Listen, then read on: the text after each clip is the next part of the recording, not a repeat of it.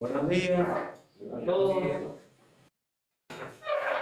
Hoy por miércoles, pero es un miércoles, va a ser duro quizá, por la evaluación, etcétera, etcétera. Pero a las 6 de la tarde, por ahí ya va a tomar todo el color del invierno. Así que hay que llegar a las 6 de la tarde de la mejor manera posible. Y de ahí vemos. Arrancamos, como siempre. Yo paso a la clase anterior. ¿Qué vimos en la clase pasada? Continuamos viendo algunas características del set de instrucciones RB32i. ¿Cuál es la primera característica que vimos? Los modos de direccionamiento. Y vimos que implementa solamente 4, los cuales ya habíamos analizado en temas anteriores que son casi los más comunes. ¿Alguien se acuerda cuáles son los 4 modos de direccionamiento? El inmediato, ¿Sí? el directivo PC, ¿Sí? el de registro ¿Sí? y el reactivo registro. Sí, que se llama indexado.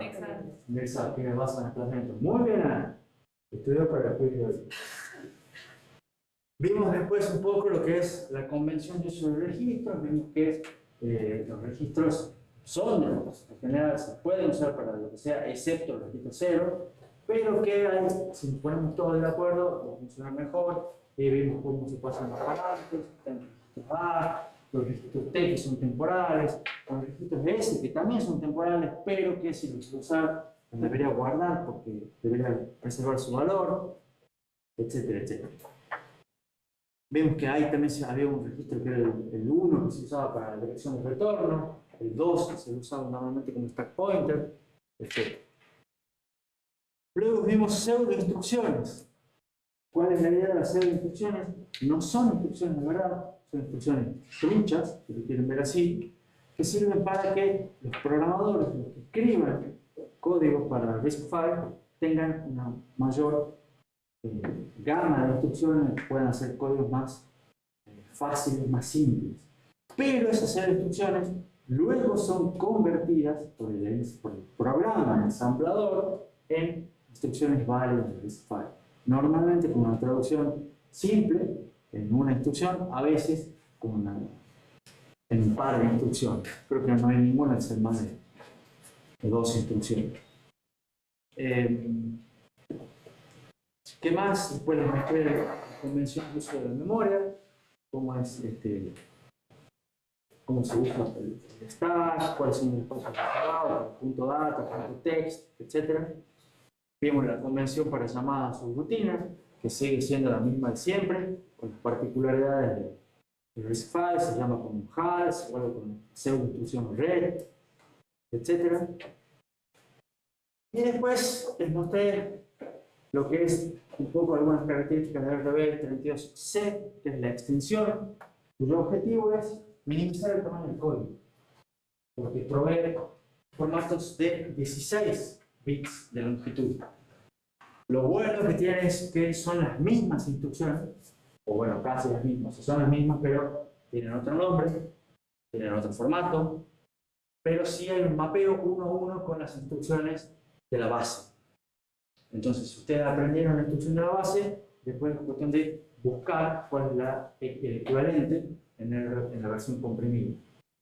Lo bueno que tiene que al tener este mapeo acá, si ustedes habilitan la extensión, no tienen que hacerlo necesariamente ustedes a la búsqueda esa. Ustedes pueden, sabiendo que hay un mapeo uno a uno con la instrucción de la base, pueden escribir el código normal y después el ensamblador, que también les traduce instrucciones de verdad, después traducir las instrucciones de verdad a versión comprimida de manera automática. Si es que ustedes, por supuesto, lo habilitan y lo dicen. ¿Y cuál es la ventaja de eso? Pueden hacer que ahorren un 25% de instrucciones, de tamaño, de espacio, solamente por habilitar la extensión esta. Entonces son extensiones que minimizan el tamaño del programa, pero la idea es que sea fácil para el programador. ¿Cómo se hace esto? No nos entrar en muchos detalles. Les dije que se achican, les dije algunas técnicas generales para ahorrar espacio. Y terminamos un poco la clase viendo que, o haciendo el balance de que el ISA, que les mostré acá, el ISA-5, cumple con los criterios de diseño de un buen ISA. Pero bueno, es medio tramposo, ¿por qué? Porque los criterios se fueron haciendo en 50 años y dijeron, este es mejor, y bueno, entonces yo voy a hacer un ISA nuevo, que cumpla con todos los criterios, sí, lo cumple. Pero por eso es nuevo, es eficiente y está orientado a perfecto. Muchas de las características de por qué es bueno lo vamos a ver en los próximos temas. Y empecé a mostrarles lo que es un ISA que es muy distinto. Y lo primero que les mostré es que tiene un estilo diferente. No está pensado desde el punto de vista del performance, está pensado desde el punto de vista de la compatibilidad. ¿Por qué? Porque fue uno de los primeros, o el primero en realidad, no sé si el primero técnicamente, pero no importa, el primero que sigue estando, por lo menos. Entonces, el objetivo principal era compatibilidad. Cada vez que yo agregue cosas, pero sigan funcionando todas las anteriores. Entonces, hoy en día, los procesadores más nuevos de Intel que salieron este año siguen funcionando todos los códigos de hace 50. Y eso es logro, pero a su vez, nada. ¿Entienden? ¿Por qué? Por muchas características que les voy a contar en las próximas diapositivas. ¿Alguna pregunta? Veamos, por ejemplo, cuántos registros tiene el X80. No hay quiz, no en realidad, hoy no era un buen día. ¿Cuántos registros tiene? Cuando este apareció, tenía apenas 16 registros. Todos. Pero eran solamente 8 de propósito general. Son estos 8 primeros. Y después tenía un stack pointer, que es este, que tenía otro nombre, un registro de código de condición, flags, y varios registros más que son punteros. Pero en realidad para uso general eran 8. Y en realidad se usaba más el acumulador, que era el primero, y después tenía el registro A, B, C y D. Eso era el básico. Este era como stack pointer, creo. Seguro. Eran 8 registros. Eran inicialmente de 8 bits, después lo iban agrandando y después los llevaron a 32 bits a la mayoría. Pero son 8 registros de propósito general. Tener 8 registros de propósito general hoy en día se le queda cortísimo. Ustedes ya han visto que la arquitectura de Low Store se impone. ¿Por qué se impone la arquitectura de Low Store? Porque los procesos de memoria son muy lentos. Bien, buenas Matías. Él dijo tiempo de acceso. Bien. Después nada. No te digo entonces. Dijo lo mismo. La idea es que las memorias son lentas. En aquella época las memorias demoraban más o menos lo mismo. Entonces, el registro de memoria era más rápido los registros, pero ahí nomás. Después se hicieron mucho más rápido los registros, de memoria no. Entonces, hoy en día, estos se quedan cortísimos. ¿Cuál es la idea? Tratar de cargar todos los registros y después operar. Con 8 registros se complica. Ni hablar si tenemos que hacer ejecución fuera de orden, ¿se acuerdan? Si tenemos que aumentar las variables para poder hacer cosas en paralelo. Olvidar, 8 registros. Como se dieron cuenta de que era una limitación, por ejemplo, hace 2 años, o sea, 1 año y medio en realidad, un poquito más, anunciaron una extensión que amplía la cantidad de registros. O sea, por fin Intel decidió ampliar la cantidad de registros a 32 registros. Año 2023. ¿No? Dijeron, la verdad que sería buenísimo tener más registros. ¿No? Pero fíjense de vuelta, esto es relativamente nuevo. Y lo agregan como una extensión más de las tantas extensiones que ya tenía. Esto se llama APX, es una extensión para perf, que hay que habilitar y usar. Pocos registros. ¿Cómo son los modos direccionalmente? ¿Cómo es el ISA en general? Es un ISA de 2 operandos. Es un ISA que ustedes están acostumbrados a utilizar, es un ISA de 3 operandos. Cortex es un ISA de 3 operandos. Este es un ISA de 2 operandos. O sea que las instrucciones aritméticas, que son las diádicas, manejan solamente 2 operandos. Uno de los operandos es fuente y destino. En esos dos operandos, el que es fuente y destino pueden ser admite solamente estas combinaciones. El fuente y destino puede ser registro, el segundo puede ser un registro también. El que es fuente y destino puede ser un registro y el otro puede ser un inmediato. El que es fuente y destino puede ser un registro y el otro puede ser un operando en memoria. O sea, que admite que las instrucciones de suma, por ejemplo, accedan a memoria. Eso ya es otra diferencia. A su vez, el que es fuente y destino también puede ser memoria, ¿no? Pero tomando ya el segundo como un registro o como inmediato. O sea, admite que no todas, pero muchas operaciones pueden acceder a memoria. O sea que este no es un índice de tipo Lodestone, ¿no? Lo único que no soporta es que los dos operandos estén en memoria. Eso no puede, ¿no? ¿Sí? Puede ser que uno de los dos operandos esté en memoria. Fíjense acá, puede ser que haya una fuente y el destino en memoria, que es el mismo, ¿no? Mientras el segundo operando sea una constante, sea un registro. O sea, acá como que podría ser un operando doble en memoria, pero no todo en memoria. Y con la extensión SAP que encontré recién, que salió hace 1 año y medio, pongamos 2 años, recién dicen, bueno, podemos agregar un tercer operando, que sea un registro, que sea destino, para que las instrucciones aritméticas puedan operar con registro, registro y registro. O sea, un tercer registro que no sea el mismo. No sé si les suena conocido. R1, R2, R3. ¿Qué modos de direccionamiento tiene? Bueno, estos no son todos los modos de direccionamiento, estos son algunos de los modos de direccionamiento. Tiene el de registro, tiene el indexado, pero después tiene cosas como un escalado, en el cual al índice se multiplica por 2 a una determinada escala, o puede ser a su vez la base más el índice escalado más un desplazamiento, y tiene un montón de modos de direccionamiento más. Este también tiene más de 10 modos de direccionamiento. Pero fíjense que estos ya no son, o sea, es una aritmética de direcciones siempre, pero fíjense que acá tienen que hacer una multiplicación, que en realidad más que una multiplicación es un desplazamiento, un shift, más una suma, más otra suma. O sea, ya son modos de direccionamiento más complicados. No son así nomás una suma, base más desplazamiento, sino que es base más índice más desplazamiento, más un escalado en el medio, o sea, ya es más compleja la cuestión. Y tiene un montón. ¿Preguntas? Fíjense en los formatos de instrucción. Acá hay muchas observaciones para hacer, ven este lado. Primera observación.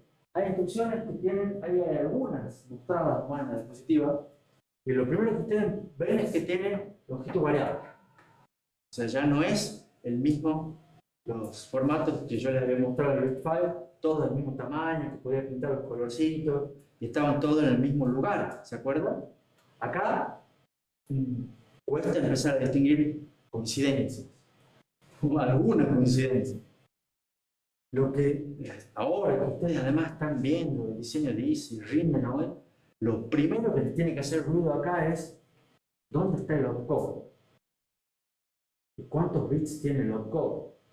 Y fíjense que tienen muchos, estos ni siquiera son los formatos, ¿no? O sea, son algunas instrucciones de ejemplo, ¿no? Sueltas. Está la instrucción que tienen ahí un salto que usa el PC más un desplazamiento, o sea, un salto relativo a PC, conocido. Entonces, ¿qué es lo que tiene? Tiene el opcode, los bits de condición para evaluar alguna condición, o sea, aquí un salto condicional, y el desplazamiento.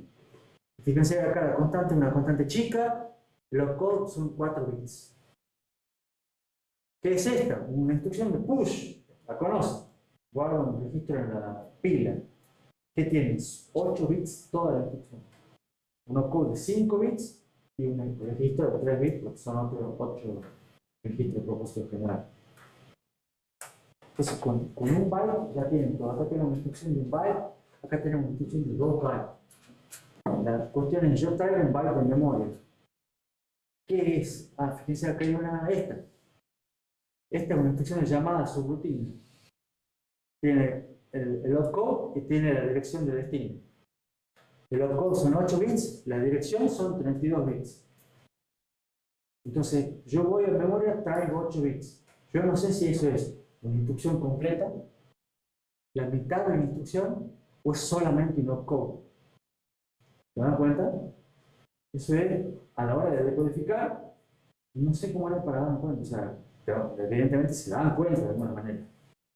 Pero la decodificación es compleja. No es lo mismo que traer siempre 32 bits, fijarme siempre en los 7 bits más significativos. Y ahí ya, por lo menos, tengo una pauta. Uy, capaz que no sé exactamente si es una instrucción de suma o resta, pero ya sé que no es un logro.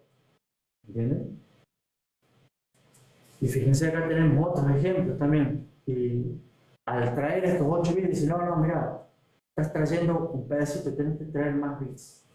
Entonces voy, sigo buscando todo lo que sea necesario hasta completar la instrucción. Acá la instrucción más larga creo que es esta. Tiene 1, 2, 6 bytes. Pero en realidad hay instrucciones de hasta 15 bytes de longitud. O sea, la más larga puede tener 15 bytes. Y de vuelta, ¿cuándo saben qué instrucción es? Y a medida que lo van trayendo. Porque tienen que traer esta y dicen, no es una de estas, traigo 8 más. Y digo, no, tampoco tengo que seguir trayendo hasta que, ya sé cuál es. ¿Se entiende? El fetch es complicado. Nunca, o sea, hacen un fetch in the code, van haciéndome juntos para saber qué tipo de instrucciones. ¿Se entiende la idea? Y de vuelta. Difícil. Si yo les tuviera que enseñar los formatos de instrucción, son un montón. Porque imagínense que acá tenemos algún ejemplo nomás y está difícil la cuestión. No quiero imaginar cómo era para poner 15 bytes en la diapositiva. ¿Alguna pregunta sobre esto? Otros detalles, o en general, ¿cómo se hace eso? Porque a la larga, de vuelta, se lo hace y funciona y lo compramos. El set de instrucciones es bastante difícil de hacer en el procesador. La idea es que el hardware, o sea, por hardware, o sea, ya no es cuestión de software, cuando llega una instrucción, esa instrucción se traduce en lo que se conocen como microoperaciones. Se hace el fetch, se hace el decode, y ahí dicen, bueno, esta instrucción la voy a convertir en microoperaciones. Y esas microoperaciones son como una especie de instrucciones simples. ¿Sabes? Instrucciones simples de tipo RISC. Entonces, las instrucciones que realmente son fáciles se traducen en una microoperación. Las instrucciones que son más complicadas se traducen en varias microoperaciones. Y la idea es que estas microoperaciones son las que se hacen rápido. Es como que en el medio hay una conversión a RISC. Esa, por supuesto, como esa conversión cuesta plata, cuesta área, porque hay que hacer decodificadores más grandes, o más difíciles, o más complejos, entonces cuesta plata hacerlo, y además va a ver que eso demora tiempo en hacerlo, y además tiene que ser rápido. Entonces, ¿cómo puedo hacerlo? Y bueno, porque como tengo todo el mercado, o la mayor parte del mercado, realmente tengo espalda como para poder hacer una cosa así. La idea es que los compiladores también van a tratar de evitar las instrucciones complejas, todas las veces que puedan. Pues ya les dije que los compiladores son bastante buenos. Y en promedio, siempre midiendo, un procesador hoy en día emite más o menos 1,14 microoperaciones por instrucción. Entonces, además, ustedes tienen la cuenta dinámica de instrucciones que usaban para el cálculo de performance, pero en realidad él, por adentro, está haciendo más microoperaciones. O sea que además es medio tramposo eso. Pero funciona. No solamente eso, también tiene una técnica que se conoce como fusión de macrooperaciones. ¿Qué es lo que quiere decir esto? En vez de a una instrucción dividirla en varias instrucciones, microoperaciones simples, lo que hacen es algunas instrucciones las fusionan en algunas microoperaciones simples. Por ejemplo, esto lo hacen con las comparaciones y los saltos. O sea, tienen instrucciones de comparación y tienen saltos condicionales. Entonces, que son una instrucción por acá, otra instrucción por acá. Lo que pueden hacer es, esas dos instrucciones, las fusionan en una instrucción de comparación y saltar, como un branch equal.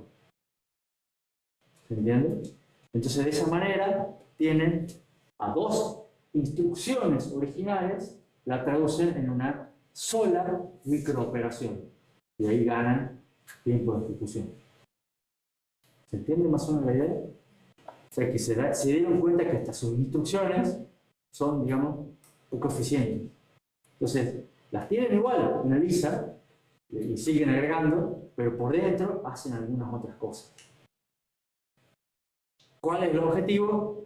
Reducir la cantidad de instrucciones que realmente se ejecutan. Y por supuesto también reducir la cantidad de bytes que son buscados de memoria. Eventualmente, esto, cuando se hace esa fusión, ya se sabe que estas dos instrucciones ya van para acá. Si son parte de un lazo y tengo que volver a buscar esas dos instrucciones, ya no las busco. Ya voy a buscar directamente la instrucción fusionada, la microoperación fusionada. ¿Se entiende más o menos? Y de esa manera busco menos bytes de memoria. Y tiene un montón de otras técnicas parecidas a esta. ¿Qué conclusiones? Así nomás sacamos sobre x86. Es dominante. Es dominante, tiene en lo que es el mercado de computadoras de escritorio, laptops, supercomputadoras, más o menos el 80% del mercado. Pero es dominante por una cuestión, su principal, digamos, poder es la compatibilidad hacia atrás. Porque fue el primero, pegó bien, fue parte del boom, le agradecemos mucho, pero esa es su principal ventaja, la compatibilidad. Por eso, por ser el primero y por haber evolucionado en el tiempo, es muy complejo. En el formato de las instrucciones, el tipo de ISA, que maneja operandos que pueden estar en memoria, que tiene registros con personalidad, que tiene modos de almacenamiento complejos. O sea, es un set de instrucciones que no cumple con casi, o con muy pocos criterios de lo que es un buen ISA, o el diseño de un buen ISA. Sin embargo, funciona, porque lo que tienen es las instrucciones, las convierten en microoperaciones, y esas microoperaciones las hacen rápido, con criterios de buen diseño. Y porque se apoyan mucho los compiladores para decir a todo esto que es lento, ni lo uses. Vamos a tratar de hacer las cosas lo más rápido posible. Entonces, gastan mucha plata porque pueden y se ayudan a los compiladores porque también pueden y les conviene. Y hay una frase que dice lo que a la arquitectura LISA x86 le falta en estilo, porque no es bonito, no es lindo, le sobra en cantidad, lográndose un buen diseño en la verdadera perspectiva. ¿Cuál es la verdadera perspectiva? La performance. Performance. O sea, a la larga es, ustedes van, compran, lo corren y dicen, anda bien, funciona, bárbaro. Esto lo pagan. Ahora, realmente, ¿a cuánta gente les preocupa cómo es por dentro? Si es complejo, si es caro, si es elegante o buen diseño. No, funciona y puedo jugar a Fortnite y bien. No, hoy juegan al Valorant. O tampoco juegan al Valorant. Sin contra. Contra más bien. Pero bueno, entonces, mientras puedan hacer lo que quieran hacer, funciona. ¿Estamos? Pero si teóricamente la mayoría de las computadoras usasen RISC-V, que estaríamos en el futuro, me sería todo mucho más rápido, ¿no? Elegante. O sea, el diseño sería más elegante, sin duda, como dice Ariel. Pero si sería mucho más rápido o no, Bueno, hay que ver si realmente se puede hacer un núcleo de RISC-V que sea igual de rápido que el núcleo de este. Porque también, por ejemplo, mi procesador tuvo un i7, pero me lo compré hace 6 años. Ese tiene 8 registros de propósito general. ¿Sí? ¿No? Mira. Mala. Pero aún así, ¿qué tal anda? Anda bien. Pero lo compró hace 8 años un maquinón, hoy en día es una máquina de 8 años, pero bastante buena, y funciona y te sirve. ¿Entendés? O sea que, Vale. ¿cómo hacen para con 8 registros de voz y se dan maña? Por esto. ¿Entendés? Y veamos cómo podemos hacer todo. Pero Elisa tiene 8 registros de voz y no igual que grave. Y se dan maña. Y lo hacen bastante bien. ¿Qué es lo que fue, digamos, ampliando un poco la respuesta a la pregunta de Jero? ¿Qué es lo que salió hace poco, que rompió un poco el tablero? Son las computadoras de ARM, con los procesadores, las computadoras de Apple, digo, con los procesadores de Apple, los M1, que ahora van por el M4. ¿Escucharon hablar de todas las laptops de Apple? Esas son, porque las notebooks, todas las notebooks tienen procesadores de Intel o AMD. Y salieron las de Apple. ¿Y cuál fue digamos, el eslogan de marketing de Apple cuando sacó esas máquinas? ¿Que andan mejor y más rápido? No necesariamente. Dijeron, anda igual de rápido, pero la batería te dura el doble. Entonces tenés misma performance, pero por mucho más tiempo. Entonces ahí ya es una cuestión de, capaz que no puedo lograr la performance que tienen los procesadores de Intel y de AMD, porque siguen siendo para mí los mejores, o sea, son los más rápidos, son los que tienen mejor performance. Y este es casi por lejos. No hay ningún procesador RISC-V que se le acerque hoy. Pero, entonces empiezas a ver, yo lo hago con menos consumo de energía, o lo hago más barato. Y eso decía, bueno, pierdo un 10% de performance, pero sale la mitad de plata. Pierdo de performance. Pero si vos decís, no, che, yo quiero que sea el más rápido, pago. Entonces, pues yo creo que no necesariamente el día de mañana van a ser, si los RISC-V pueden igualar la performance, van a ser todos RISC-V en el futuro. Va a haber combinaciones. Combinaciones de performance, price y power. Y vas a ver qué es lo que más te conviene. Entonces, según qué es lo que busques. Cuando tengas que comprarte la computadora para tu casa, que va a estar enchufada, y para jugar al juego, y le vas a poner plata. Y vas a querer que ande más rápido.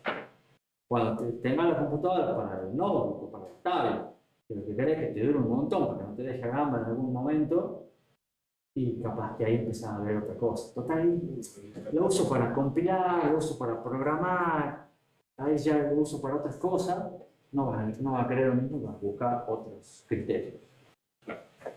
Más o menos. ¿Alguna otra pregunta? ¿Qué más?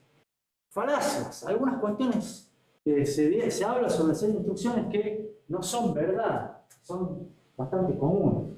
Una, en general, y esto es vieja, tener instrucciones más poderosas equivale a más performance. Durante muchos años se pensó que esto era mejor. Y a veces todo el mundo sí cayendo en la trampa. O sea, ustedes, se les dice, no ustedes, cuando están ahí en algún ejercicio para ustedes o algún diseñador, dicen, tengo una instrucción de suma. Ya sé, pero para la próxima voy a hacer una instrucción que me haga un promedio. Porque solamente quiero hacerla por poquitas veces nada más. Y la falacia es hacerla, probarla, pero normalmente, aunque hagas la suma y después hagas un shift, va a ser más rápido. Vamos, la mayoría de las veces. O sea, uno tiende a decir, le agrego esta máquina un poquito. Pero la clave, ¿cuál es? La clave es esta, la que está acá. La clave es, no hay problema en agregarla, en hacer cosas más complejas, siempre y cuando no perjudique a las demás. Porque si perjudica a las demás, a la larga van a tener problemas. Y eso es lo que quieren evitar, a toda costa. Entonces, si a la larga agregan alguna cosa, esa cosa que agregan perjudica a las demás instrucciones, los compiladores las van a evitar. Entonces, al final de cuentas, agregaron cosas que no se usan. ¿Se entiende? Porque siempre se va a buscar performance.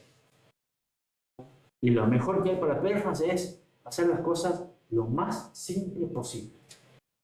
Porque de esa manera ganamos en paralelismo y pipeline, que evalúan cosas simples. ¿Cuál es otra falacia? Esta es muy común también. Y acá es muy gracioso porque en la carrera enfatizamos el uso de Assembler y uno dice, ¿para qué usamos el Assembler? Ah, porque el programa en Assembler sirve para mejorar la performance. Mentira. O sea, programar en Assembler saber programar en Assembler no sirve para mejorar la performance. Por un lado, porque los compiladores hoy en día los compiladores son muy buenos. Entonces, un compilador, que no es lo mismo que decir, apretar el botoncito verde, eso es una cosa. Aprender a usar un compilador y darle ciertas opciones de compilación, eso es otra cosa. Pero los compiladores modernos son bastante buenos haciendo su trabajo. Y en general, escriben código de ensamblador mejor que cualquiera de nosotros.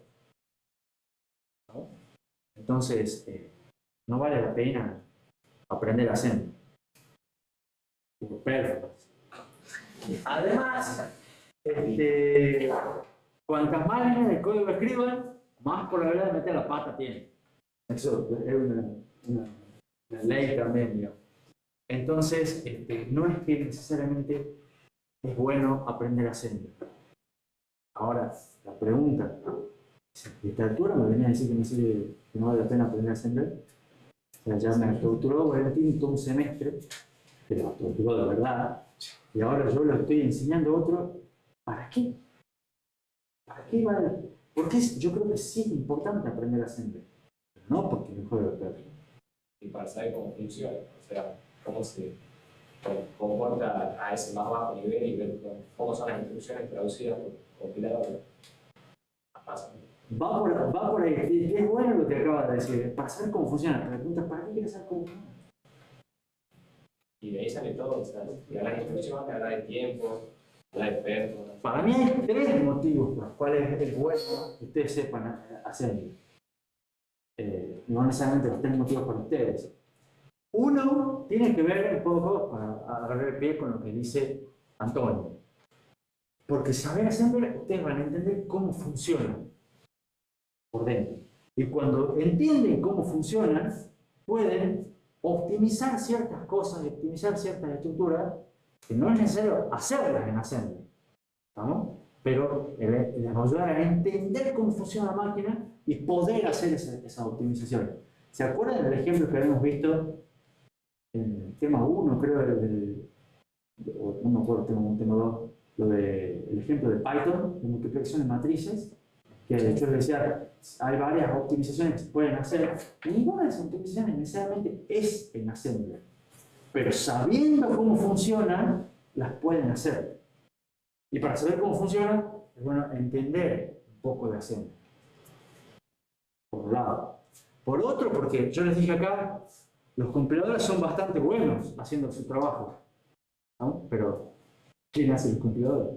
O sea, alguien en el mundo está contratado para escribir compiladores, ¿no? Y esa gente que escribe compiladores tiene que saber cómo es Assembler.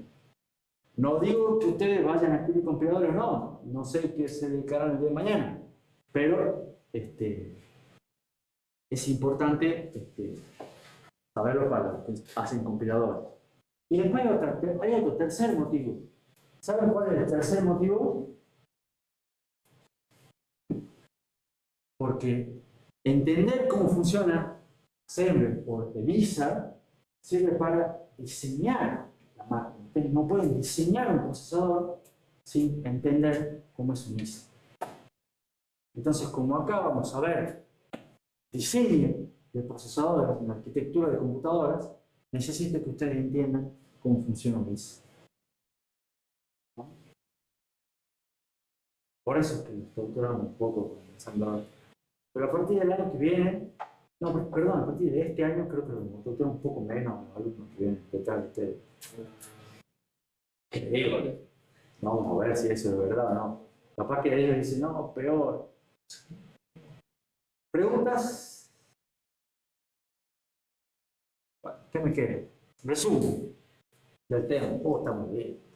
RISC-V, abierto, nuevo, modular, gratuito.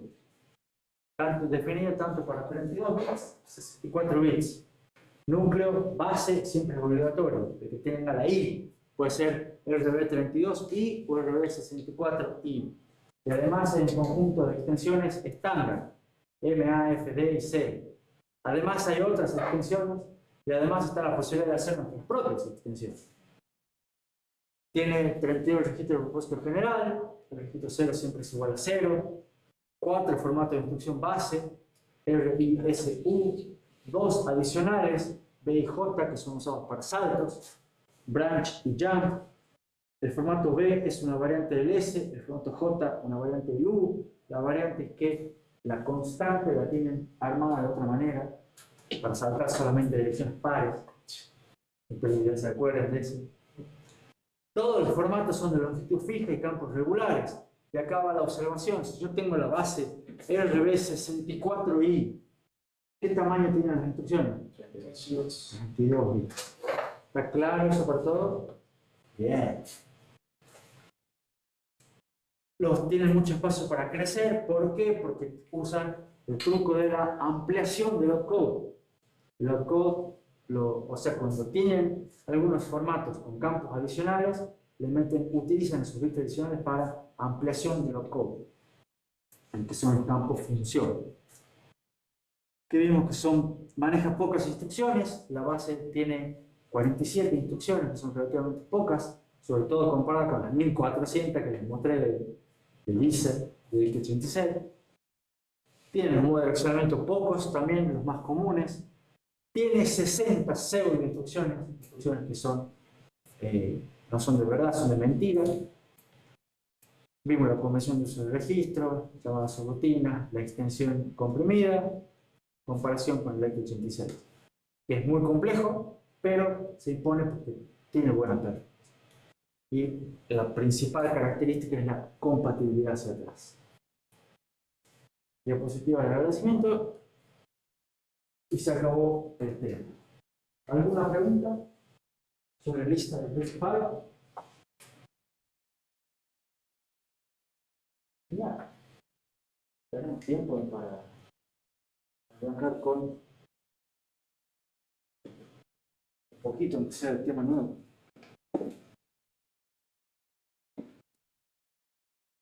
¿Ya están listos para hoy, después de que rindan o antes de que rindan, no sé cuándo se publica,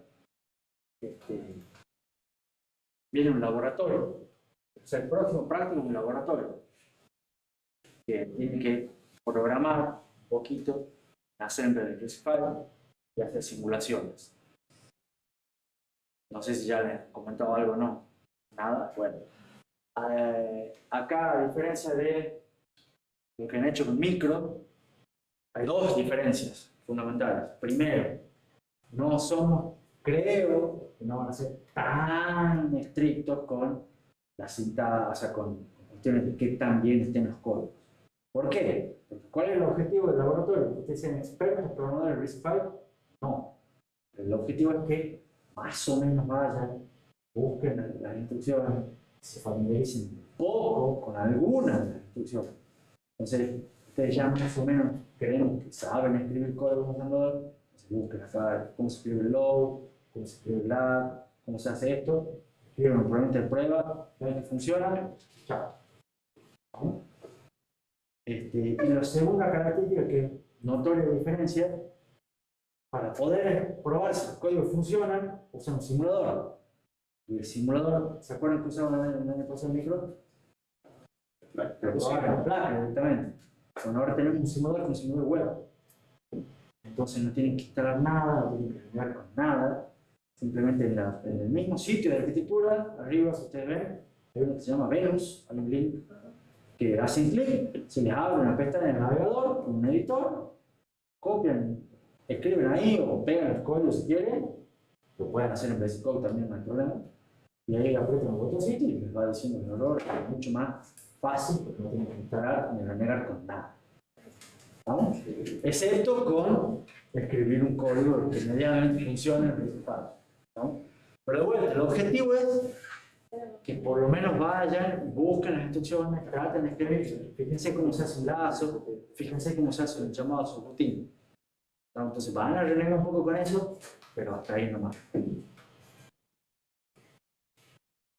Arranquemos con por lo menos la intro de lo que es el tema 7. Ahí vamos. Tema 7. Diseño de un procesador de ciclo único. Cronograma. ¿Cómo la llevan? Sí, estaba la sensación esa de, creo que ya estamos llegando al fin del cuatrimestre, estamos llegando a la mitad de la primera mitad. Hemos pasado un mes de clase. Ya, de hecho, me pasó un mes. Me empezó el 17 de marzo. ¿No? Sí, menos. O sea, mañana es un mes. Sí. Y ya estamos empezando apenas 7. Y estamos a un mes del primer parcial. ¿Cuántos temas son en total? 17. Ay, Esto, ojo, la mayor cantidad de temas son para la primera mitad. 17. Pero los temas que vienen son más largos o son igual que duran dos clases. Y hay un poco de todo. Son más pesados. Porque capaz que no post, digamos, lo que viene. Sí, Definitivamente. a ver, en cantidad de temas estos son más. En complejidad, ya de vuelta, creo que ya algunos les comenté. Normalmente los estudiantes les cuesta más la segunda mitad. Temas 11 y 12 son los más difíciles para los estudiantes. Para mí, en particular, temas 8 y 9 son igual de difíciles que el 11 y 12. Para mí, ¿vamos? Pero, ojo, pero no es lo que normalmente se les traduce a los estudiantes. O sea, como venimos con cierto ritmo, agarran el 7, dicen que lo entienden, agarran el 8 y dicen, ah, más o menos lo entienden. Agarran el 9, más o menos lo entienden y van, y les va bien, y zafan. ¿No? Quizás cuando ya van acumulando y llegan al 11, más o menos lo entienden. Cuando llegan al 12, se cae. Ahí se desmorona todo el castillo de naipes, digamos. Pero no necesariamente porque el 12 sea más difícil. Para mí el 12 no es más difícil que el 9. ¿No? Pero bueno, quizás sea porque lo agarré antes, porque lo entendí de otra manera, todo. Este tema es complejo. ¿No? Vamos a tratar de verlo, yo voy a tratar de hacer lo mejor posible, ustedes van a tratar de aprender como puedan, pero a la larga les resulta menos difícil. ¿Por qué? No sé. Pero para mí es un tema complejo. ¿No? Y bueno, entonces por eso es que la carga más o menos está balanceada. 10 temas por un lado, 7 para el otro, porque más o menos así es como queda más equilibrado. Los otros son algunos temas largos, algunos temas más. Y después empezar a cambiar la visión también, empezar a ver acá son más detalles, después empezar a ver cosas más genéricas en el otro. Y eso tiene, por un lado, una ventaja, por otro una ventaja, empezar a ver un poco más de arriba. Acá te meten bien al fondo, como esa la hora. Pero bueno, espero que vengan con entusiasmo. Para mí también, en mi opinión personal, estos temas, la clase del lunes probablemente sea la mejor clase del cuatrimestre. Para mi gusto. ¿No? Y lo voy preparando para el lunes. No digo que haya quiz ni nada, pero la clase del lunes sea una de las mejores clases. Para mí estos temas son 7, 8, 9 y 10 si quieren, son los temas core que hacen a la materia principal. Porque a la larga es, y parte por ahí, ¿qué es lo que vamos a ver en este tema? Nos enseñan un procesador. Y la pregunta es, ¿cuántas veces lo han hecho? ¿Cuántas veces creen que lo van a hacer?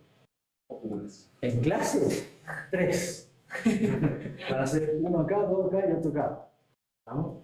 Pero se los voy a decir el lunes, y a modo de spoiler va igual, el lunes van a volver a su casa y le van a contar a su mamá, a su papá, a su novio, novia, lo que sea, amigo, lo que sea.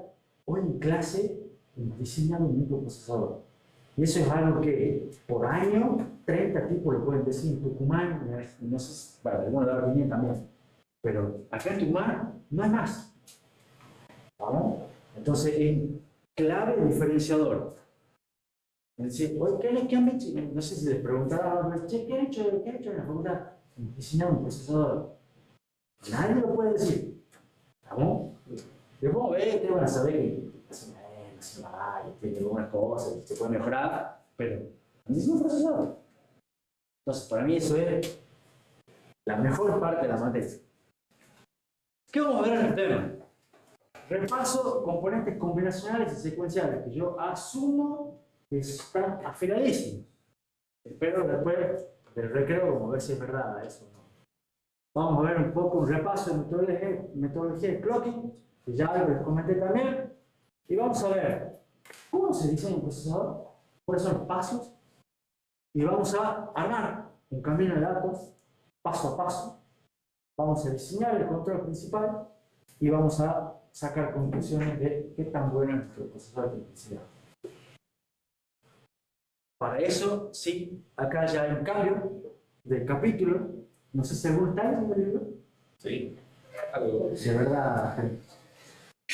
Algo, ¿sí? ¿A quién le creo? Algo, por lo menos, dice algo que puedo, pero soy más sincero que tú sí, digamos.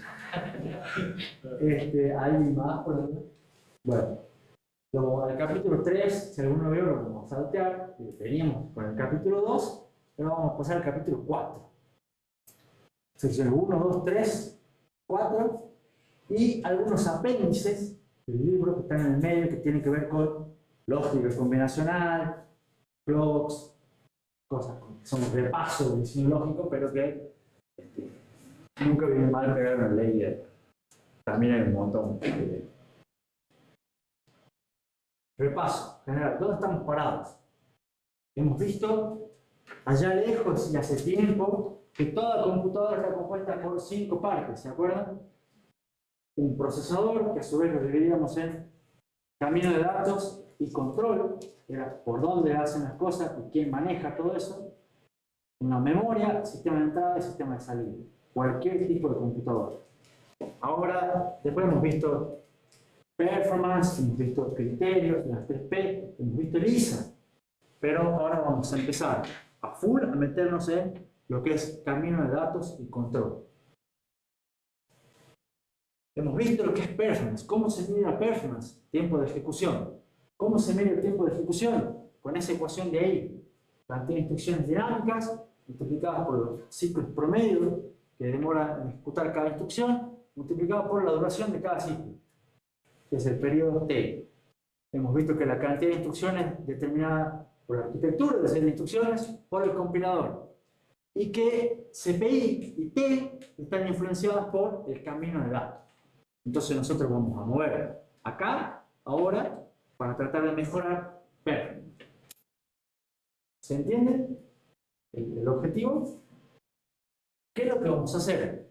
Diseñar un camino de datos, simplificado por supuesto, que ejecute todas las instrucciones en un ciclo. ¿Te suena poco? ¿Te suena mucho? Eso significa que tiene un CPI igual a 1. O sea, todas las instrucciones se ejecutan en un ciclo. El promedio va a ser 1. ¿Se acuerdan cuando han visto el SRC1 o algo así? ¿Cuántos ciclos en promedio demoraban la instrucción? ¿O cuántos ciclos demoraban algunas instrucciones? O sea, hasta que ponían las cosas en el registro auxiliar, lo ponían después el C, Etcétera, etcétera. ¿Cuánto? 5. sí, 8. 6, 8. Por ahí en los números. ¿Ah? Pero ahí, ¿cuál es la diferencia? Nosotros les dábamos un camino de datos y les decíamos hacer el paso. Acá arrancamos con una hoja en blanco. Casi. Y vamos a tratar de lograr que toda la instrucción, o sea, fetch, decode y execute, un ciclo. ¿Estamos? Todo en uno solo. Apuntamos alto. ¿Cuáles van a ser las desventajas de eso? La modelo final. ¿Alguno tiene alguna especie de intuición? Y está complejo. Y el primerillo. ¿Y qué? Está claro. Ya vamos a ver. Ya vamos a ver. puede ser costo, ¿qué quieres decir? El consumo. Consumo de energía, y ya vamos a ver. ¿Estamos? Pero vamos a ver cuáles son las desventajas. Break. Hasta acá, ¿les parece bien? Hacemos con esa pequeña cosa, hacemos break y arrancamos con el paso de componentes combinacionales.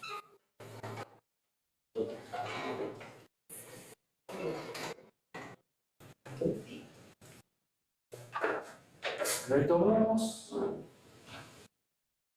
Al final me demoro más volantín que la máquina de café. ¿Podés creer? Ese cuello de botella. Ahí está. El palo. ¿Y para qué me enoja? No te voy a hacer yo. Hubo tirón de oreja. No. Yo me rendí. Y a tu sí. O sea, imagínense cómo viene la cosa. No. Pero ahora, por suerte, estamos viendo componentes combinacionales que ahora ustedes dominan. Claro, ¿Se acuerdan algo del diseño lógico? Sí. Deberían. Bonito. ¿Qué son componentes combinacionales? Componentes en los cuales sus salidas son función únicamente de sus entradas. ¿Está claro? Ustedes cambian la entrada, hay un pequeño delay y cambian la salida. ¿Está claro? Las entradas y la salida de los componentes combinacionales pueden ser de un bit o pueden ser de múltiples bits. O sea, ustedes dicen, ¿alguno nombra un componente combinacional? Una compuerta. Una compuerta A. Una compuerta A puede ser de un bit o puede ser de 16 bits o de 4 bits o de 757 bits. Sigue siendo una compuerta A. ¿Está claro? Por ejemplo, una compuerta A. Una entrada A, una entrada B y la salida que depende únicamente de las entradas. Conocido para todos. Un multiplexor. ¿Conocido por todos? Un multiplexor tiene dos entradas, una salida y tiene además una tercera entrada que es una entrada de control, que elige si lo que se pasa a la salida es la primera entrada o la segunda entrada. Si esto vale 0 o si vale 1. ¿Está claro para todos? De vuelta, las entradas, esta acá sí o sí es, en este caso, de un bit, porque con un bit me permite seleccionar dos entradas. Si tengo 2 bits, puedo elegir tener un multiplexor de 4 entradas. ¿Okay? Pero estas entradas, o sea, estas salidas tienen que ser del mismo tamaño que estas entradas, y estas entradas pueden ser de cualquier cantidad de bits. ¿Está claro? Bien. ¿Para qué se usa un multiplexor? Normalmente ustedes han hecho síntesis de funciones usando multiplexor y todo lo demás, bueno, no se usa para eso. Se puede hacer, pero no se usa para eso. ¿Para qué se usa? Para elegir un destino cuando tengo entre dos o más posibles fuentes. ¿Por qué? Porque tengo que conectar esto acá, y tengo un solo enchufe. Entonces, ¿qué es lo que hacen? Ponen una zapatilla. Esa zapatilla viene a ser un multiplexor. Es al revés, como funciona, pero más o menos lo mismo. Un hub, USB, switch. La idea de, como no puedo conectarlo así nomás, para eso utilizo el multiplexor. Una ALU, todos conocen una ALU, o más o menos. Tiene dos entradas, múltiples bits, tiene varias salidas acá. ¿Cuáles son las salidas? De generar el resultado, que es del mismo tamaño de las entradas. Puede generar algunas variables adicionales, como 0, overflow, salida, en el caso de que cargue. Son parámetros que normalmente puede tener una ALU. Y tiene una entrada diferente, que es una operación de ALU. ¿Para qué sirve esta entrada? Para seleccionar qué operación se hace con las entradas. Entonces ustedes dicen, le dan una operación que sume, el resultado va a ser A más B. Si le dan que reste, A menos B. Y la ALU, hay distintas implementaciones de ALU con distintas operaciones que se eligen desde acá. ¿Pregunta? ¿Cuál es la idea de metodología de clocking? También esto es una especie de repaso. La metodología de clocking me define cuándo las señales pueden ser leídas y cuándo son escritas. Normalmente ustedes tienen un bloque de lógica combinacional que, yo, si se acuerdan, les puse para ese bloque de lógica combinacional, toma sus valores de algún registro de estado que permanece estable y los guarda en otro registro de estado que permanece estable. Lógica combinacional, registros de estado, registros de estado. Estos registros de estado deben ser, o normalmente son manejados por un reloj. Entonces se actualizan por un flanco. Entonces la idea es que la duración de este ciclo del reloj, o sea, la duración del periodo entre dos flancos iguales del reloj, tiene que ser el retardo del reloj convencional. ¿De acuerdo? Si ustedes ponen una actualización en una frecuencia, digamos, más alta, que es un ciclo más corto, y no termina de hacer todo el caso del bloque combinacional, va a quedar inconcluso y se va a guardar cualquier basura en los elementos de estado. ¿Se entiende? Digamos, puesto al revés, es el mayor retardo del camino que yo tenga más largo acá, en el bloque combinacional, va a ser el que me va a determinar la duración del ciclo del reloj. Esa es conclusión y ese está en verde. Eso es importante. Si hay dudas, pregunten. También, por supuesto, esto no necesariamente tienen que ser elementos diferentes, puede ser el mismo elemento que se escriba y que se lea y escriba en el mismo ciclo, sin ambigüedades. ¿Por qué? Porque primero es, una vez que llega el flanco, se lee el elemento de memoria, presenta sus salidas estables y eventualmente se escribe al finalizar el ciclo. Entonces el mismo elemento, el mismo registro, si lo quieren ver así, se puede leer y escribir en el mismo ciclo del reloj, porque se manejan por flanco. ¿Preguntas? Vamos bien, vamos a entender todo. ¿Cuáles son los elementos de estado?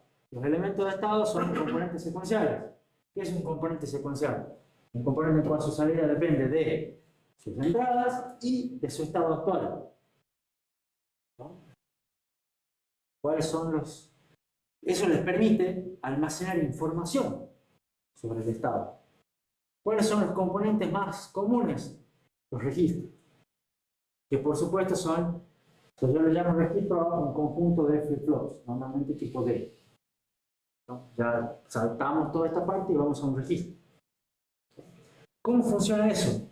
En general tiene una entrada, que es D, una salida Q, tiene un clock. Y la idea es que esta salida toma el valor de la entrada con un determinado flanco del reloj. O sea, cuando llega el clock, le dice pasar la salida para pasar la entrada para la salida y se mantiene así hasta que llega el siguiente flanco. ¿Cómo funcionaría esto? Esta es la salida, toma los datos, en este caso con el flanco negativo. Entonces, tiene un valor, no importa de dónde viene. Cuando hay un flanco negativo del reloj, se fija en la entrada está alta, entonces ponemos la salida alta. Y mantiene la salida alta durante toda la duración del ciclo hasta que vuelva a tener otro flanco.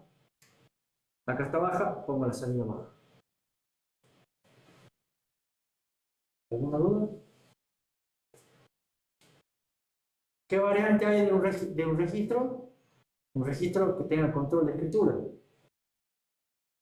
¿Cuál es la diferencia? Le agrega una señal más que dice escribite cuando yo te digo. O sea, mostrame la salida cuando yo te habilito, no en cualquier momento. Básicamente es lo mismo que antes, pero se tiene que cumplir no solamente la condición del flanco del reloj, sino de la habilitación de escritura. Y si llega un flanco y no hay escritura, no hace nada. Si llega un flanco y hay una escritura, se pasa de a Q. Que eso es lo que dice acá. Y este toma flancos positivos para que vean que se puede hacer con cualquiera de los dos indistintos. Entonces me fijo acá, tengo el flanco. Tengo habilitada la señal de escritura, entonces lo que está en la entrada lo paso a la salida. Siempre con un pequeño delay. Y lo mantengo. Y después vuelvo a tener otro flanco. Pero no está habilitada la señal de escritura, entonces no cambia el valor. Lo que está acá no lo paso a la salida. Y después vuelvo a tener otro flanco. Está habilitada la escritura, entonces lo que está acá lo paso a la salida. ¿Alguna pregunta? Con esos registros se arma un banco de registros. ¿Ya conocen más o menos el banco de registros? ¿Sí? ¿Cuál es la idea? En este caso yo voy a hacer un banco de registros con 32 registros. ¿Cuál es la idea? Agruparlos. ¿Para qué? Para poder mejorar su acceso. Los agrupo, pongo un decodificador antes para seleccionar qué registro elijo para lectura y tengo ciertos puertos de lectura y de escritura. Este banco de registro en particular, que yo les dibujo acá, tiene dos puertos de lectura de salida, son estos dos, que tienen cada uno su entrada de selección. O sea, yo elijo acá un registro, ese registro, el contenido de este registro se me muestra en esta salida. Elijo acá otro registro, el contenido de ese registro se me muestra en esta salida. Estos son selectores. Eso tendría una salida por cada, ¿no? O solo tiene dos. Este tiene dos salidas, yo puedo leer dos registros. Yo elijo qué registro de los 32 voy a mostrar y ese se va a mostrar por acá. O sea, si yo digo acá te pongo un 7, el contenido del registro 7 va por acá. Y acá te pongo un 14, el contenido del registro 14 va por acá. ¿Se entiende? Eso se conoce como los puertos de lectura, que son de salida. Y digamos que esto es, a pesar de que es un elemento de estado, a pesar de que es un conjunto de elementos de estado, esta parte se comporta como que si fuera combinacional. ¿Por qué? Porque al yo poner un valor acá, espero un cierto tiempo y me aparece un valor a la salida, porque es simplemente elegir qué registro mostrar. ¿Está claro? Y tiene un retardo, por supuesto. ¿Cuántos bits tendrán estas salidas? Depende del tamaño de los registros. Depende del tamaño de los registros. ¿Cuántos pueden tener ustedes? 32. Por ejemplo, 32 bits. Bien, G. Y ahora, ¿cuántos bits tienen estas entradas? Y depende de la cantidad de registros. Depende de la cantidad de registros. ¿Se entiende? Si yo tengo 32 registros, ¿cuánto van a tener cada una de estas entradas? 5. 5 acá y 5 acá. Para seleccionar dos registros independientes. ¿Pueden poner el mismo en los dos? ¿Pueden seleccionar el registro 5 y el registro 5? Sí. Sí, no hay ningún problema. Se va a mostrar dos veces duplicado para salir por los dos lados el mismo valor. ¿Estamos bien? Tiene un puerto de escritura, que es este. Write data, que tiene su entrada de selección correspondiente. Lo mismo. Acá entra, ¿qué dato va a tener este? ¿Qué ancho va a tener este? 32 bits, que es lo que yo quiero escribir en un registro. ¿Y qué ancho va a tener esto? Sí. Porque esto depende de una entrada de selección. Depende de cuántos registros tenga. ¿Está claro? Y pongo una señal de escritura. Entonces, cuando yo quiero escribir, tengo que decir, en el registro número 7, escribirme el valor min. Y señal de escritura, entonces escribe. Con ese banco de registros se pueden implementar ISA de 3 operando, por ejemplo. Sí, pero esa es una pregunta que yo iba a hacer después de acabar de arruinar toda la función. ¿Por qué dos puertos de lectura y uno de escritura? Ahora sí. O sea, ¿por qué hago yo este dibujito con este banco de registro que tenga justo dos puertos? O sea, pueden ser dos puertos, pueden ser tres puertos, puede ser uno, puede ser cuatro. ¿Por qué elijo dos de lectura y uno de escritura? Porque casualmente el RB32I, en sus formatos de instrucción, lo que manejan el operando con el formato de instrucción que maneja más operandos, lee dos registros fuentes y escribe un registro destino. Entonces, lo que más presión le va a poner al banco de registro va a ser una instrucción tipo R con este tipo de operaciones que manejen dos lecturas y una escritura. Entonces, este banco de registro está ya tuneado para RB32I. ¿Está claro? Pero eventualmente ustedes lo pueden hacer con la cantidad de puertos de lectura y de escritura que se les dé la gana. De hecho, en el transcurso de la materia lo vamos a ir modificando, pero no ahora.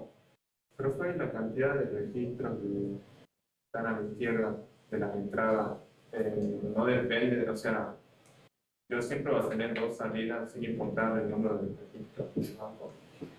O sea, son independientes. Vos podés tener vos podés tener este registro igual, así como está, con dos salidas, y yo te lo amplío a 64 registros. Entonces te va a cambiar acá la cantidad de líneas de estas tres. Pero no tiene por qué cambiar la cantidad de estas dos. Pueden ser dos salidas igual y el tamaño puede ser igual. ¿Entiendes? Una cosa es la cantidad, otra cosa es el tamaño.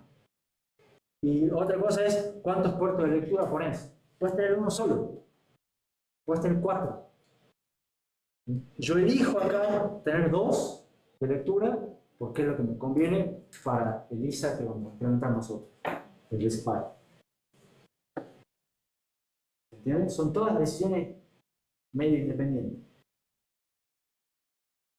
La misma cosa, ¿por qué elegí poner 32 registros? Porque RB32i maneja 32 registros. ¿Está claro? ¿Preguntas? ¿Alguna otra pregunta con respecto a esto?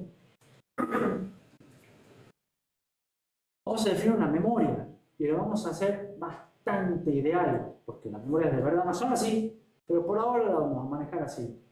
Tiene una memoria, tiene una entrada de direcciones que sirve para seleccionar qué posición de memoria quiero leer. Una entrada de datos, cuando yo quiero escribir un valor, entonces yo le voy a decir en esta dirección escribirme este valor.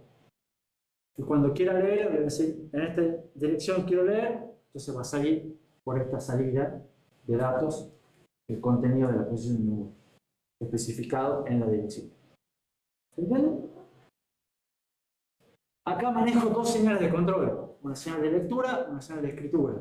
Para cada tipo de operación voy a elegir una señal de control. Normalmente no es así. Las memorias tienen dos señales de control, pero no necesariamente son esas dos. Pero por ahora lo vamos a manejar así, porque a la larga es lo mismo. Entonces es más fácil de verlo así. Una señal para la lectura, una señal para la escritura. Entonces, cuando quiero leer, pongo una dirección, activo esta señal, después de cierto tiempo, se me pone la salida correspondiente. Cuando quiero escribir, pongo la dirección, pongo el dato, activo la escritura, y después de cierto tiempo, me escribe en la memoria el valor que quiero.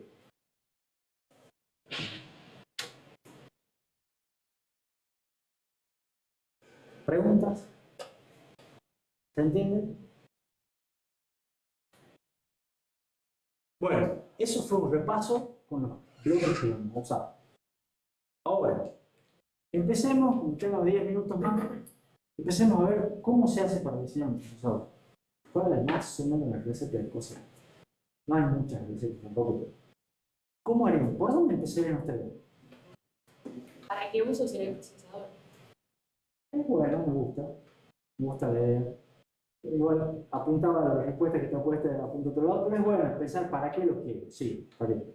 Una vez que sabes para qué lo querés, ¿por dónde empezás? Cambio de datos. ¿Qué dijo por ahí? Cambio de datos. Vos tenés que hacer un cambio de datos. O sea, tu idea es hacer un cambio de datos. ¿Por dónde empiezo? ¿El ancho de la palabra? Ancho de la palabra. Elisa. Dice, vos que estás en trampa. Pero ya han dicho muchas cosas ahí. Han dicho muchas cosas. La clave es por Elisa. ¿Pero por qué por Elisa? A ver si le sabe Ariel. ¿Y por qué es lo que te va a definir el cambio de datos, el tamaño de la palabra, la cantidad de registros, el ancho del registro, todo? Por ahí va, por ahí va. Pero la respuesta más simple es, ¿por qué es la interfaz?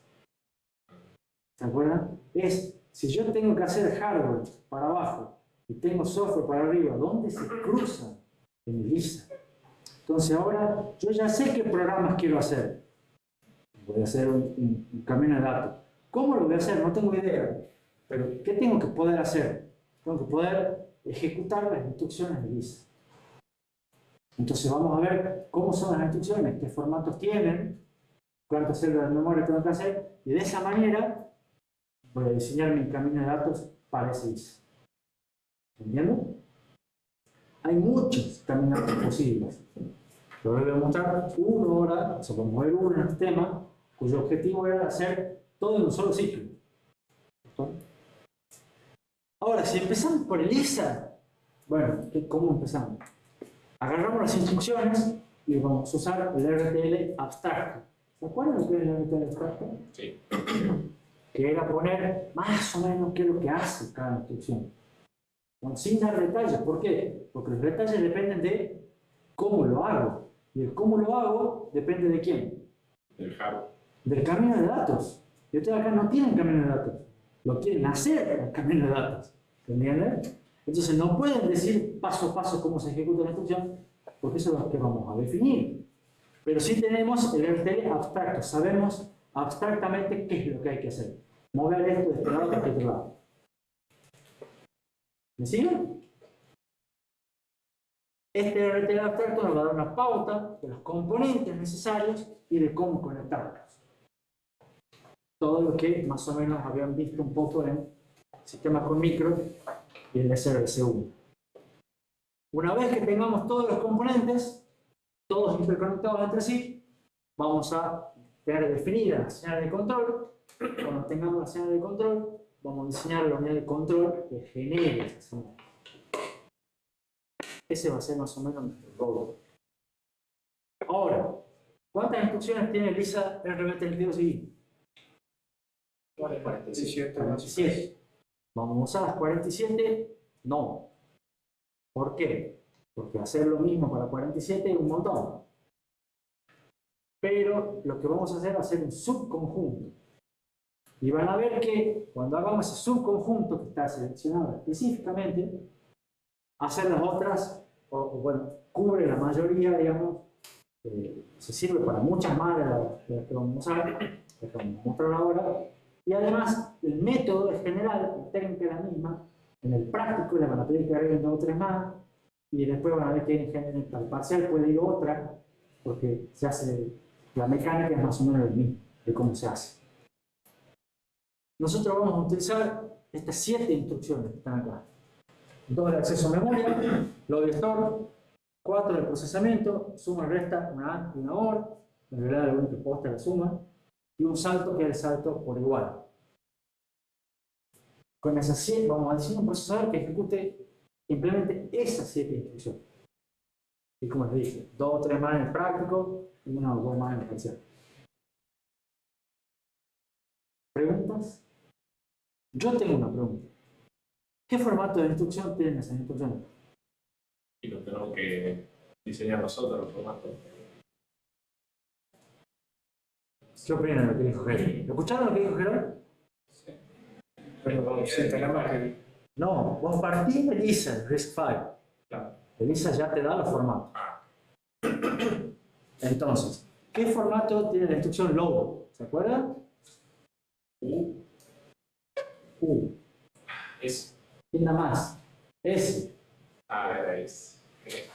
Ah, era S. Te repetí, cambié por S. No, porque ese era de todo. Formato ese. Repito la pregunta. ¿Qué formato tiene la instrucción? Tiene la instrucción load. ¿Qué modo de direccionamiento usa la instrucción load? Global. No. Indexado. Indexado. ¿Cómo se constituye ese modo de direccionamiento indexado? Ahora un registro y una constante. Bien, tiene un registro y una constante. Si tiene una constante, ¿qué formato puede ser? ¿R? No, porque R no tenía constante. S podría ser, tiene una constante, pero el S es solo para la instrucción store. O sea, que ya me estoy dando la respuesta de esta. Sí. El I. ¿Por qué el I? Porque maneja un registro base, una constante y un registro de destino. Entonces la instrucción load es una instrucción de formato I. La instrucción store es S. Una R. Resta AND OR. El branch B. E. Ese es fácil. ¿Por qué? Porque el formato B es para las instrucciones branch. De ahí viene el B. ¿Estamos? ¿Y el B es una variante de cuál? La S. La S. Bueno, ahí ya algunas cosas van quedando. Puntito de Entonces vamos a ver formato R, I, S, de larga, casi todo, nos falta el U y J. Por eso ver aquí casi cumplimos todo. En la práctica va a ser el J. O el U, no me acuerdo. ¿Preguntas? Ya, no se acuerdan, ahí está el repaso. ¿No? La instrucción load es formato tipo I. ¿Qué es lo importante? Todos los formatos tienen un código de 7 bits, siempre estos mismos 7 bits. Hay dos formatos adicionales, B casi igual que S, J casi igual que U. La diferencia está en el campo inmediato. Los campos para los registros que van a ser leídos están siempre en la misma ubicación. El registro fuente 1 está siempre en los mismos bits, 15-19. Registro fuente 2 siempre en los mismos bits, 20-24. Registro de destino siempre en los mismos bits, de 7 a 11. Los campos inmediatos siempre son extendidos en signo. La extensión de signo siempre toma el bit 31. Para cualquier tipo de constante en cualquier formato. Esas son pautas que las vimos y yo les dije, van a ser piolas está bien hecho, Elisa, y va a ser útil cuando se vean las implementaciones. ¿De acuerdo? Bueno, ahora vamos a ver las implementaciones y vamos a ver qué es útil. Todo esto. Y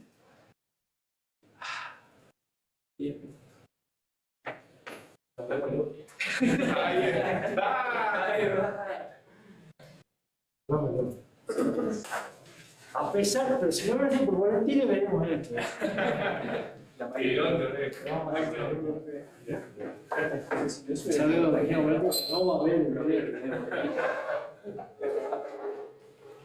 Bueno, ¿qué uy, suerte hoy a la tarde. Está enojado, Valentín, así que.